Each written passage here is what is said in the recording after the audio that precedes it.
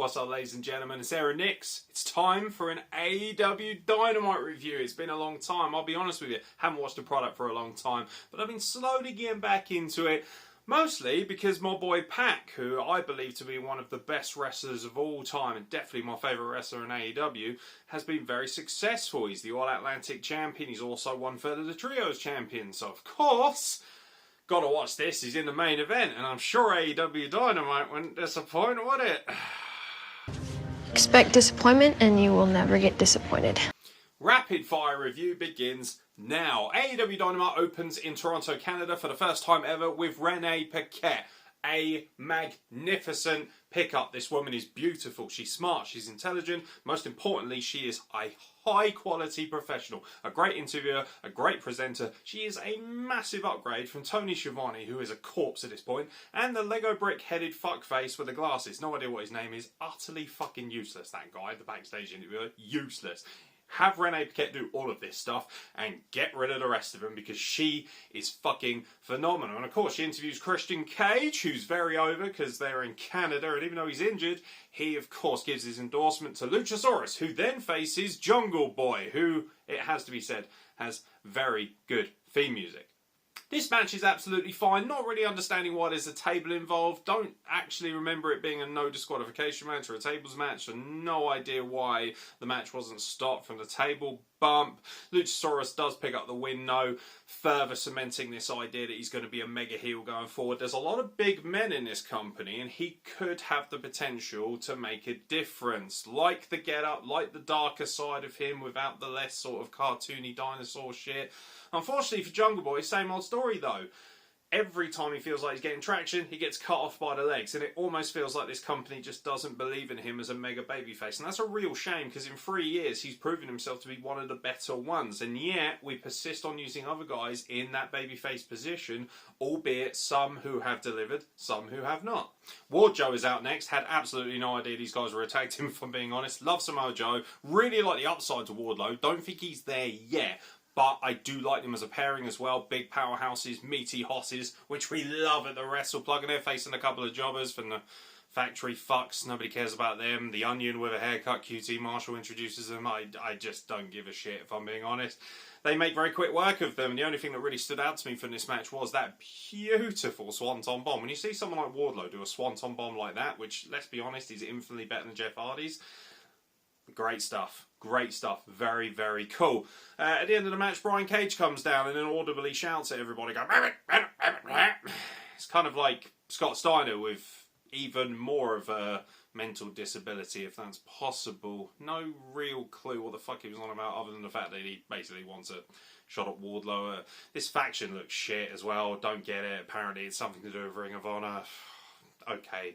Cool, whatever. Brian Cage looks the specimen, shouldn't talk. You've got a manager there, let him do the talking. FTR then comes down as well, because they're kind of called out by Brian Cage, and that sets up a match for Rampage, and that's pretty much all you got from FTR. Apparently FTR aren't good enough to wrestle on AEW Dynamite, which is their flagship show, but they're good enough for Rampage. I get it, you want to make Rampage as big a deal as possible, but come on, it's FTR, man. It's the first time you're in Canada. Put them out there, let them do their thing. They're the best tag team in the world for a reason. They hold 3 sets of tag titles that are actually highly prestigious. Just let them go. Just let them do their thing.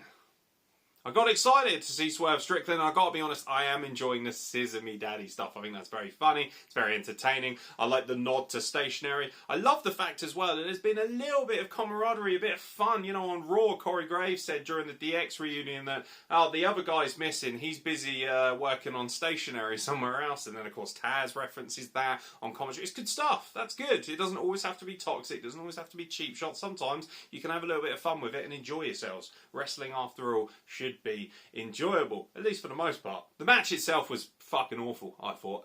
Probably the worst match I've ever seen Swerve have. He is a fantastic wrestler. It's not really his fault either. Apparently he drop-kicked Billy Gunn right in the plums, right early on. You can kind of see it. That derailed the match, and after that, it really didn't go anywhere. But to be honest, even when Billy Gunn recovered, he wasn't selling. Don't get me wrong, he looks amazing, especially when you consider his age. He's definitely putting in the work, although I do know that he did have some issues with the gas. It's almost, like you, got a sign on your back telling the world what you're up to. What am I up to? I'm not up to anything. But the match was terrible. It wasn't very good. And the fact that Swerve won was probably the only real saving grace from that. The Acclaim then come down, and then they're interrupted by some random geezer and Tony Nese, a decent wrestler from 205 Live. I like Tony Nese, but yeah, whatever. Apparently this guy's a lawyer or something. He's going to sue them if they do the scissor gimmick, unless they give him a 10 and they do the scissor gimmick. I just thought, this is shit. It's not very well written. It's not very well presented. Don't like it. Not very good at all. I didn't like any of that. Probably the highlight of the entire show for me is the face-off between Jon Moxley and Hangman Page. Jon Moxley comes down, cuts a great promo. Always been really good on the mic. Really like Jon Moxley in this role. He's, of course, the AEW World Champion. And then, of course, Hangman Page comes down and he's going to challenge him next Tuesday, not Wednesday. No idea why that is. Something to do with TV schedule. I don't fucking care if I'm being honest. But it was a great promo. And Hangman Page, this is the first time I've seen him cut a legitimately top quality promo. I've never really liked him as a talker. Don't think he's that good a speaker, but here he really excelled. Both guys looked fantastic. There was fire, there was meaning, and MJF only added to it instead of taking it away. We saw him in a little promo earlier on in the night, which was fantastic as well. Great promo, just to kind of put himself over as the bad guy. And he's up in the rafters watching this and eating popcorn when they're getting quite spicy. It was good. It was really good. It was great, captivating television. It was three individuals, all with the great facial expressions. This is what happens when you put the best wrestlers, the professionals in the ring.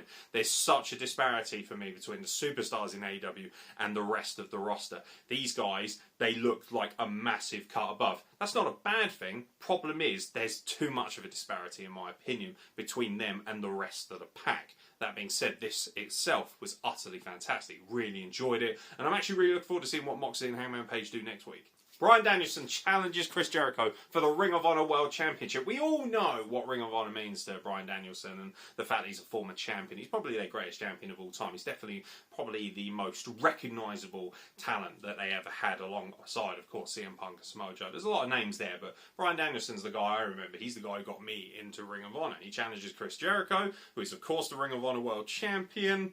The match itself was fine.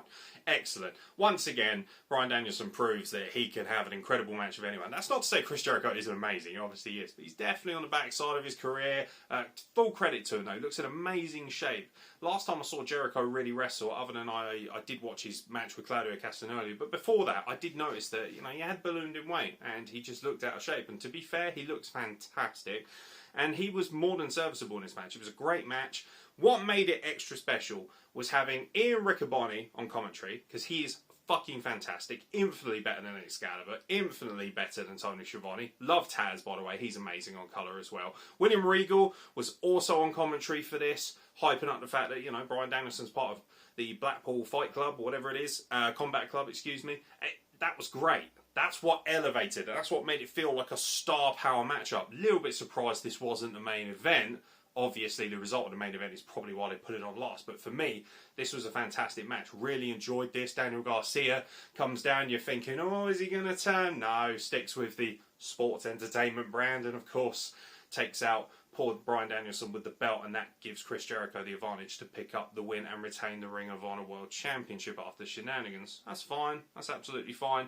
It certainly elevates the stock of Ring of Honor, so to speak, because it's just AEW light, let's be honest, even though the wrestling is obviously going to be slightly more important when they show Ring of Honor pay-per-views, but I don't really care enough, and maybe that's because I haven't been watching it enough. Maybe if I watched it more, I'd be a little bit more invested, to be fair, but from what I'm seeing of it, I should be able to pick it up pretty quickly, and I did, and I just didn't think much of it. Another thing as well, it's going to upset a lot of the AEW hardcores.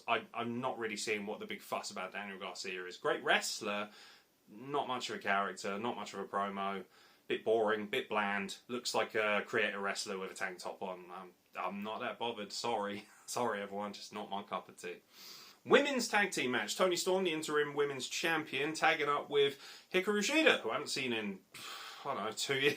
Bless her. I'm sure she's been wrestling. She looks great, by the way. They all looked amazing, to be fair, in this match. And they faced the team of Britt Baker and Jamie Hayter, who apparently is really over, even though she's still kind of playing a heel. Whatever. Still, I've got Rebel in their corner.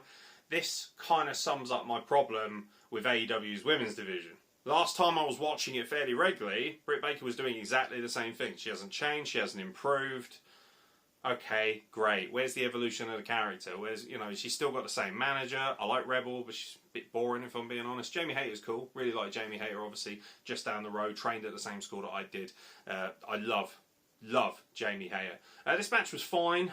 No botches that I remember. It was a decent enough match. They got plenty of time. The crowd were really into it as well. Toni Storm looks like a big star. But other than her, I've got to be honest, all the other women just felt like women's wrestlers, They're all good. They're all very fantastic. Jamie Hayter genuinely could be a big star. She's not yet, not for my money. But none of them felt like transitional. And even Toni Storm, to be fair, doesn't feel like a mega star. She doesn't feel like a Charlotte Flair or a Sasha Banks or a Paige or, even some of the more high-end, you can hate her all you want, but Jade Cargill, her presence alone makes her feel like a mega star, which is not what I get when I see these women. I just think, these are 4 really good women's wrestlers. Great. That's a nice little match, that is. That's a nice little match with 4 great women. It's not meant to demean them in any way. I just feel like maybe it's a booking thing as per usual. They don't have a great women's division. Impact has a better women's division. WWE has a better women's division. Stardom has a better women's division. Those are just the brass facts of it all. And, people can argue this all day, but the bottom line is women are getting far more time and putting on far better matches elsewhere in wrestling. That's not to say this isn't good, because it is. It's just not as good as the rest of the pack as far as I'm concerned. Tag match was fine, perfectly serviceable. But, interim champions as well, come on. It's not UFC. And even in UFC, I don't like that. I don't like interim champions. If the champion can't be around for God knows how long, take the fucking belt off and put them on somebody else until they can be. And then have them come back and have a rivalry with them if needs be. But interim championships, especially when you've already got so many ridiculous titles around. You've got the Ring of Honor Pure Championship, the Ring of Honor Heavyweight Championships in there. There's AAR belts, there's IWGP belts. There's like 3 or 4 different mid-card belts across the men and women. The heavyweight titles, the tag titles. Just way too many belts. Way too many belts. They don't mean anything. They don't mean anything. These championships, for me, for the most part, don't mean anything. And then you throw in the trios championships as well. Saturated. Too much of a good thing can spoil the recipe. And that's exactly what I feel is happening with a lot of what I'm seeing in AEW. And then, of course, we have the main event of the evening. The AEW All-Atlantic Championship is on the line. I'm excited because I get to see Pac, who's a double champion.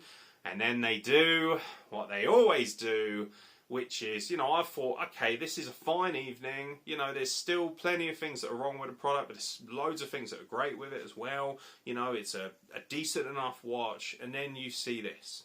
And there's nothing wrong with the match, and the storytelling's okay, and the selling's great, and both wrestlers can wrestle really well. But herein lies the problem. I don't have a problem with Orange Cassidy being in matches with high-end talents, because he can work. Here's the biggest issue, though. His gimmick sucks. I'm sorry, it does. It's stupid. And people are going to be, you don't get it. No, I get it. I get it. He's laid back. He's Mr. Chillax. He's super cool. The hands in the pockets thing is a joke. It completely destroys your suspension of disbelief, because what you're saying is that this incredible talent in Pac, who's arguably one of the most finely tuned wrestlers in the world, he is getting knocked about by a guy with his hands in his pockets. Ludicrous. Absolutely ludicrous. Like, at that point, you think, okay, we all get that it's not real, but that's just fake shit. I'm not watching that. Like, I don't like that. That's where the problem is. Other than that, the match itself was absolutely fine. But Orange Cassidy beating Pac, admittedly after losing quite a few times, and there's been shenanigans, it's just bad booking. And it feels to me like Orange Cassidy is definitely one of Tony Khan's pets, and he has to look after him and he has to feed him. It's a nice moment for him to win a belt, but there were all kinds of other different belts he could have won. He could have won the Trios Championships with Best Friends, and I wouldn't have been as offended by the whole concept. I know it's a mid-card title, and it doesn't really mean anything because you've already got another mid-card title on Wardlow, and then you've got a Heavyweight Championship, and you've got the Pure title. It's just, again, too many fucking belts. Way too many belts. But this kind of soured my enjoyment of the show. I didn't think it was fantastic by any means. I thought it was good. I thought it was quite a strong show, maybe a 6.5, 7 out of 10. A very good, serviceable show that did its job. And then you see this, and you just think, what's the point? Every time you feel like Pac is going to get to a level that he should be at, they cut him off at the legs, and you probably now won't see him regularly for 3 or 4 months, whatever. You know, or maybe he's going back to the UK, and maybe that's why they took the belt off of him. But I don't like that booking. That to me would be the equivalent of seeing, you know, a Seth Rollins lose the United States title to Sami Zayn in their current positions. Not necessarily the worst thing in the world, but doesn't make any sense whatsoever to cut the legs off of one of your bigger stars who could and should be one of your bigger stars. Another thing as well, why is Pac not allowed the chance to speak? He's literally one of the best promos in wrestling, never mind in AEW. Never gets to speak that much. And his in-ring work is incredible. Don't get it. Don't get it. That's one of my biggest issues with AEW, I'm afraid. They consistently make silly mistakes when they could easily just do the right thing at the right time. There's nothing wrong with Orange Cassidy getting a belt, maybe getting a bigger push later down the line when he's become a little bit more serious, when we get away from it. Because for me, again, this gimmick, he's been doing the same thing for 3 years. Nothing's changed. Same with Britt Baker. And that was the biggest issue I had with Dynamite. I will continue to watch it because there is enough here that I'm interested enough. But I'm sitting here thinking, wow, this just feels like the same show that I was watching, you know, a year, 2 years ago, but with some minor, you know, upgrades and then a lot of same shit fuckery. And I'm just like, I'm bored of that. I don't need to see that. I don't need to see the same shtick that I saw 2 years ago. I could just happily go back and watch the old stuff. But, that being said, like I say, fairly strong show. Didn't like the main event result. Way too many people in this company that aren't stars, that they're trying to push hard as stars. I get that they haven't had the luxury of 50, 60 years or whatever it is like their competitor has. But at the same time, they do have stars. And when you saw John Moxley and Hangman Page in the ring, you thought, oh yeah, these are heavy-hitting big stars. MJF feels like a big star. CM Punk, when he's around, feels like a big star. And then you got all these other guys who are just fine. But they don't stand out to me, and that's probably the biggest issue. And the one thing that WWE is really spoiling us with right now is big stars. I don't know, it won't sit well with people, I'll probably get a lot of dislikes. I don't really care. You know, I'm trying to be honest and objective about the whole thing. It just wasn't my cup of tea. All in all, decent Dynamite with bad booking decisions. Same old shit, really. Tony Khan needs to bring somebody in who knows what the fuck they're doing, because he can't book a show. I'm sorry, he just can't. And if you think he can, that's great. And if you're enjoying the show, that's great too. Enjoy it. But for me, no. Very, very childish bullshit in places. The stuff that is over just because of happenstance. I don't think Tony Khan booked Scissor Me Daddy to get that over. The guys put that over, the Acclaimed, who are fantastic and are one of the few talents in this company that started very middling and genuinely feel like they've become stars. However, I hope you enjoyed the AEW Dynamite review nonetheless. We've got plenty more content coming. I've been Aeron Next, and we'll catch you very soon for more content from the Wrestle Plug.